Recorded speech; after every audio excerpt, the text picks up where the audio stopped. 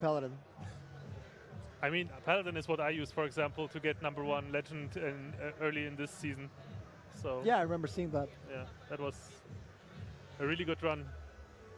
But now Gnimsh down to his last deck, which is Hunter, and I'm really curious to see what kind of Hunter Gnimsh will bring to the table, because Hunter, as we have all know, is kind of facing a change because of the Undertaker nerf.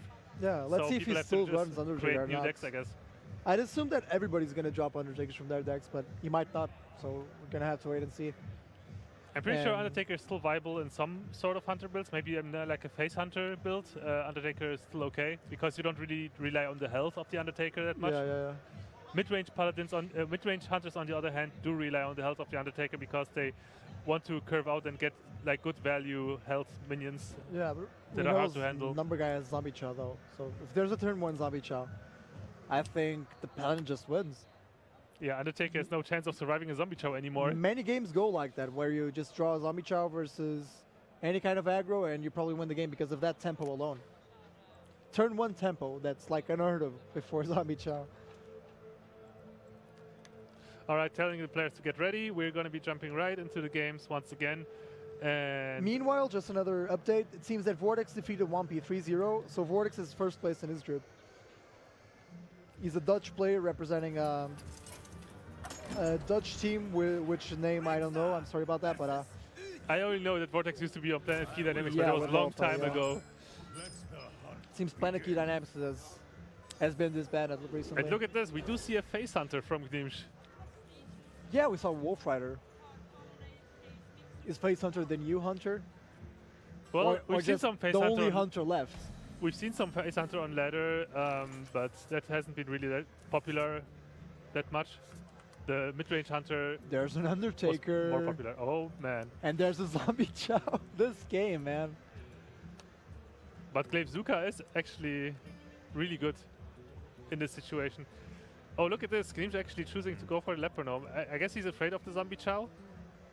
This is because Glaive Zuka very good. Yeah, Glaive Zuka is actually really good. I love that play, actually. If a I Zombie really Chow do. comes down. He knows there's a Chow, and if it drops, you probably lose the game if you didn't go for this play. Very smart play by Gnimsh right here. Goes to show why some players get invited, so he trades into it. He could opt to go for face, but then we would be vulnerable to a coin muster as well. And Gnimsh just using that weapon too to just go for face. Oh, that cog hammer though. That's going to be a big issue for Hunter to deal with, to be honest. Yeah, the cog hammer is just such a devastating card to face if you are playing Hunter. And especially if you're playing Face Hunter, because you just rely on your opponent and not having taunts, so you can charge past his minions. And that just surprises you with. Yeah. It's like, okay, he has no Belcher left, he has no Tyrion left, he doesn't use Argus, and then Cockhammer gets dropped. Argus and Cockhammer are just so devastating for the Face Hunter, especially. Yeah. You can see Paladin has a few options here. He could drop the Juggler, but he doesn't really want to because Glaive Zuka would take care of that. He could opt to just hero power, but that might be too slow to handle all the aggressiveness from the Hunter. So he's just opting to populate the board as much as possible. Do we see the Unleash the Hounds here, or Undertaker to challenge the recruits? Not very optimal. Yeah, Gnimsh already in a very rough spot. Yeah, the only way to actually make a good situation out of this would probably have a explosive trap, but since he doesn't, yeah, I think you just have to unleash here. But do you trade? That's so subpar. Like, you're not dealing any damage. You're trading 1 for 1, and their 1 got some worth, I guess. Yeah, it's usually you always hear like if Hunter doesn't go for face, he's doing something wrong. But no other Hunter deck is that more the case than with Face Hunter. As the name describes, you can actually go face with dogs though, because it's going to be turn 3 for Paladin. What can Paladin actually do to clear that? Not much, other than trading and keep one of the recruits. Yeah, you're absolutely right. Yeah. So if he's playing Face Hunter for real, then you got to go face here. Definitely. Yeah. And Gnimsh sees it. You got to seize the 3 damage. And I'm assuming you might go face with a weapon as well. Yeah, he got that Eagle Horn Bow, so he can push for at least for more damage to the face with Eagle Horn Bow He later. opted not to attack, but I think he could have attacked a recruit as well because we see the Paladin is going to trade 2 recruits and the weapon into the 3 dogs and keep 1 recruit. So he could take that one out of the way, but I'm guessing he's going to go Undertaker Leopard Gnome hero power because you want to hero power as much as possible when you're playing Face Hunter. I'm curious to find out to see if he actually keeps the Divine Shield around. I like keeping it. Oh, he does keep it. Yeah. Ooh, another Undertaker. Double Undertaker. Oh man, only +1 attack. I think you don't play Leopard Gnome right now though. Do you? You could Yeah, just you hero power. Yeah, just hero powering it would have been fine, I guess. I don't think Leopard Gnome really justified here, but Leopard Gnome doesn't really make a difference because he might as well just play it next turn. yeah, now allows him for the recruit to trade into something, whereas the recruit wouldn't be trading to anything because, well, it would actually because he's gonna juggler hero power, and you probably hit an Undertaker. Reporting for duty. Yeah, there we go. Man, if this game ends so quickly, it's gonna be another 3-0 sweep. Yep. It's gonna be like the 6th sweep in the tournament so far. Look at this. I mean, Gnimsh, he's running out of cards. He's going face though. Let's see how that works out. That's the only thing he can do. Yep. He could clear the juggler, but I mean, 13 health. That's not much. yeah, a concept in Hearthstone and in card games in general is playing to win and playing not to lose. When you play not to lose, you're gonna lose because you lose the cards that give you the win condition. In this case, Gnimsh sees that and just tries to seize the only opportunity he has of winning, which is going face. Right now, he would need to survive 2 turns with hero power, and then Oh, double kill command. What if he gets Web Spinner? oh. Oh! If he gets Web Spinner, the Paladin's gonna be at 9, and if the Paladin does not True Silver, Yeah, he might die. he might die. Okay, so this is very interesting. So let's see what happens. I guess Gnimsh might kill the juggler with the weapon anyway. Yeah, he definitely will. There's no way he can get Yeah, past that the taunters saves- anyway. Save some HP, so there's no pings.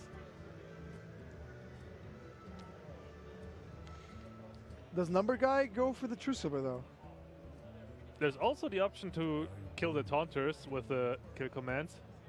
Do you really want to though? Kill No. command's the biggest damage dealer you got. Aside from a possible Leroy if he runs it Yeah, maybe you just want to use one then. on a taunt. Yeah, I just think use, that's his win condition, to be honest. use one kill command on the juggler and then attack the other one. I think the only way he has to win is to if the Paladin heals. Wait, he's going face with that. So he's banking on top decking a creeper as well. That's actually smart. Rather than gambling on a spinner That's alone, right, yeah. he's gambling on creeper and possibly owls if he runs them.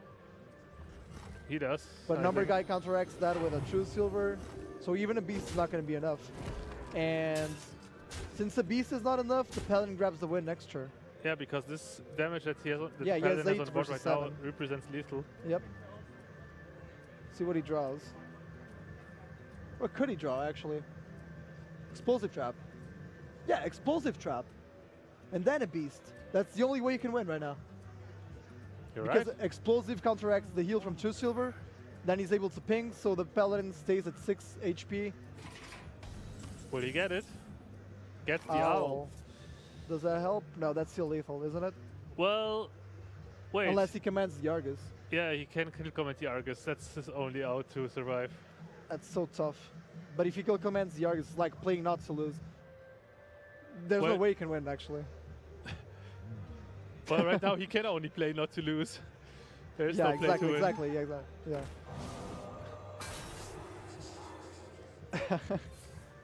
Oh, poor Gnimsh. Thank you. Oh, man. Wait, actually, there's one play. If the Paladin does not win this turn, there's one play, one possible top deck, which is... Do you see it? What, King Crush? No, not exactly, but Oh, Leroy. No. Yeah, Leroy. Oh, that's lethal. Yeah, that's top deck quartermaster. I wanted to see the top deck from Gnimsh. Well, Numberguy will deny the top deck and Yeah. just crush Gnimsh in a 3-0 sweep. I gotta ask Blizzard though, please give us a way to see the top deck before the game ends because it's so juicy to be able to see it. Well, yeah, but sometimes you just don't get the opportunity to see it. So there you have it, guys. Another sweep. Numberguy. Yeah, I hope actually that we could get Numberguy for an interview. And do see you- what happened about because that. because Yeah. because I'm pretty sure that most of the other players are still playing, and yeah, just get his insights on how he felt during the game. I think we have time for this. Let's ask. By the way, in the same group, Group B, which is composed by Gnimsh, Numberguy, Blackout, and Torso, the Finnish qualified player, it seems that Blackout played versus Torso, and he beat Torso. I'm not sure about the score, but he beat Torso, so Blackout is going to be playing versus Gnimsh for the second spot of the group to see if he can advance. And do we have any more results? Vortex beat Powder, it seems. So Vortex beat Powder, and Powder is 0-2, is he? No, Or is it? Wait. No, no, Vortex. Vortex beat Wampy to advance in his group. Oh, yeah. I totally did. Yeah, Yeah, Vortex because it's winner bracket. Yeah, can also Vortex see beat that Bumpy. Cypher lost to Pinny, so Cypher is out of the tournament. And Pinny has a chance, so Pinny is going to play versus Faramir. Again, yeah, Pinny played versus Faramir first. Wait, we don't know that. Pini might. Savis and Faramir didn't finish yet. Oh, you're right, my Yeah. mistake, right. Yeah, so Pinny versus Faramir or Savige. Yeah, all we know is that Torso is Cypher is out and Torso is out. Yeah, too. and Gar is first place in his group. He beat... Who did he play first, do you know? Remember? Gara played Zeno first. Zeno first, And now versus Kali. now he won versus Kaldi. That's Okay, so right. Gar beat Kali and Zeno, and he advances in his group. Yeah, Vortex advances in his group. Numberguy advances in his group. So we got 3 players in top 8 already. that's right, and we're still waiting for the result of Group A. Savis versus Faramir, to see who the 4th guy is to advance immediately after the second game. And according to schedule, we're supposed to start the next match on this stream 27 minutes from now. So 7 p.m. finish time. Yeah. So which is 6 p.m. CET. All right, we're going to try to get Numberguy. We just got confirmation, so we will see him and his comments on stream live. So be sure to check that one out. But yeah. Meanwhile, I have a huge update, at least for me. Oh wow! What My is it? friend is telling me that Portuguese players will be eligible for World Championship. Oh, what about Romanian players? I'm not sure, probably in this link. Let me check it. But yeah, for those of you guys who don't know what Ignite is talking about, when the qualifier season for last year's BlizzCon happened, Portuguese and Romanian players were not eligible for the qualifier to BlizzCon. And oh yeah, we had Numberguy up in here. Yeah, just come in the middle here. I guess he takes this. I hope it's working, right? So welcome, Numberguy, to the backstage. Hello, Numberguy. Congratulations, man. Thank you. Congrats, man. Thank you. So I will thank you personally later for beating my teammate. Huh? But okay, he still has a chance, though. Anyway, you already qualified for the top 8. How are you feeling, man? I'm feeling pretty good. Like, we had a disconnect in the first game, so... Yeah, you seem pretty upset over that. Yeah, because I felt I was pretty ahead, and I felt I had the dream opening, and then You the did, yeah, for disconnect sure. happened, so... But I still won, so I'm not too upset about it, and... yeah, it's still a mental stress. However, I Yeah, understand that and that's troubling for you. Yeah, and... I just hope that you can move past it and release the stress and get Yeah. back into the game. I think I moved past it fairly well. I think my Paladin deck mostly just played itself. Like, I made a small misplay towards the end of almost every single game, and I kind of like... It kind of sucked, but then again, once you make a misplay, you So just you're have saying you to just move You through. lose focus towards the end when you're winning. Is that it? Yeah, You get more like, relaxed. like, yeah, because I was winning, so I was thinking about like lethal, focusing on other stuff, and then I took 4 damage I didn't need to take, which Yeah, is yeah. like stupid, but it happened, and I still won. So yeah, that's a good tip for newcomers as well. So try Yeah. to keep your focus until the end of the game before. So tell us something about your Paladin list, because a list like that, I've seen variations of it, but I've never seen this exact list of cards that you were playing. So what was your thought process like creating this deck? I created this deck in the end of December, mostly to beat up Hunters and to beat up Zoos. And coming into this tournament, a lot of people predicted that Undertaker was completely dead, which is definitely not the case. A lot of people brought aggro decks, so I wanted to bring an anti-aggro deck, and therefore I brought the Paladin. Like, it doesn't have much late game, but it has enough late game that it can still sustain against something like Mech Mage. It's really not favored against the Rogue deck that Gnimsh played, but I think I had a really good sequence of draws and was able to put on pressure on early. So, and that's something like the deck can win, has a chance of beating everything, but is especially good at crushing aggro decks. Considering that, I mean, usually I, for example, choose to save my aggro counters for later and not to open with them. But considering that Gnimsh is known for his aggro playstyle, did you choose to like because of that to open with the Paladin? Actually, I mostly just flipped a coin in my head because he had Mech Mage and Hunter and a Miracle deck. And the Mech Mage and the Hunter, I was pretty sure it was Mech Mage, is both aggro decks, and the Miracle has quite a bad matchup against the Paladin. So I was pretty sure I wouldn't take... You think the Miracle has a bad matchup versus your no, Paladin? I think the Paladin has a exactly bad matchup what against the do Miracle. you think if So I just said 2 of his decks is aggro, 1 of them is not aggro. If he opens randomly, then I will have a 2/3 chance of. what if he had opened a Rogue though? That would have gone if he had so opened different. Rogue, then I still had my Mage deck. Yeah, but your which- Paladin wouldn't fit 3-0. Yeah, right? And the Hunter match would also be much more difficult. yeah, but my Mage deck is also an anti-aggro deck, so I would have Okay. another anti-aggro deck. Okay. You shouldn't be so- saying that yet, I think. Okay. I don't think it Also, matters. you just said I that, think everyone knows my Mage list, so... Okay, you also just said that a lot of players brought aggro. We don't really have that information. We've seen Mech Mage on stream and Gnimsh's Hunter, but we haven't seen any other aggro. Okay. Have you well, seen- I You've played seen a again. lot of Paladin. Well, That's Blackout nice. also had the... So I'm guessing Had you have aggro. more information than we do right now because you're looking at other people play and you yeah, I played tried versus to other look at the people as other well. people playing. There's also a lot of people playing heavy control deck, like Control Warrior. Yeah, the meta. Would you Um, agree that meta is going to be much greedier now that Undertaker got nerfed? At least during the first week or so. I think during the first week, everyone Yeah. will make the mistake and just be like much GVG greedier. when it came out. Yeah, exactly. Everyone will, in the first couple of weeks, everyone will be a lot greedier. And then after that, people will say, well, everyone is greedy, so I should just play aggro deck. Not exactly aggro, but I think the meta will shift a lot in mid-range. And maybe Yeah. Shaman might make a big comeback, to be honest. Double Doomhammer Shaman, what do you think about that? I actually played Double Doomhammer Shaman. You played it? I mean, Against it. I played against Oh, it in the okay. against Blackout. He played Double Doomhammer Shaman, so... okay, more information. All right. Anyway, Numberguy, we know that your next opponent, because you're already qualified, obviously, you're the winner of Group B, and you will be playing against the second place finisher of Group C in the brackets. So that's going to be either Vampy or... Wait a second, do we get any updates? Yeah, it's going to be Vampy or Powder. So we just got confirmation that Green Sheep lost versus Powder. And so it's going to be Vampy versus Powder next. And you're going to be facing the winner of those two. Who are you looking forward to play? I think both Rampy and Powder is pretty good. I think I would...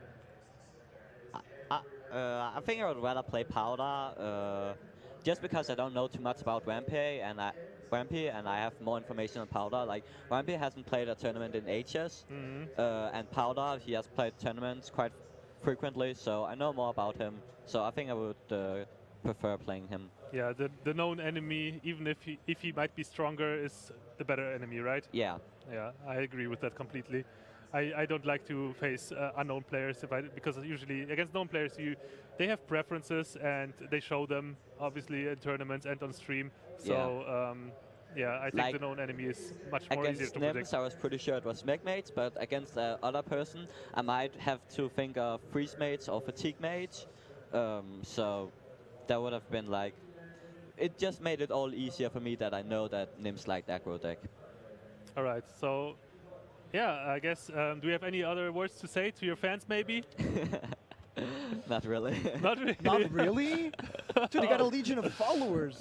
You gotta captivate them. Thanks I mean, for- how many viewers do we have right now? 5,000 or what? There's a lot of people watching. What do you have to say to them?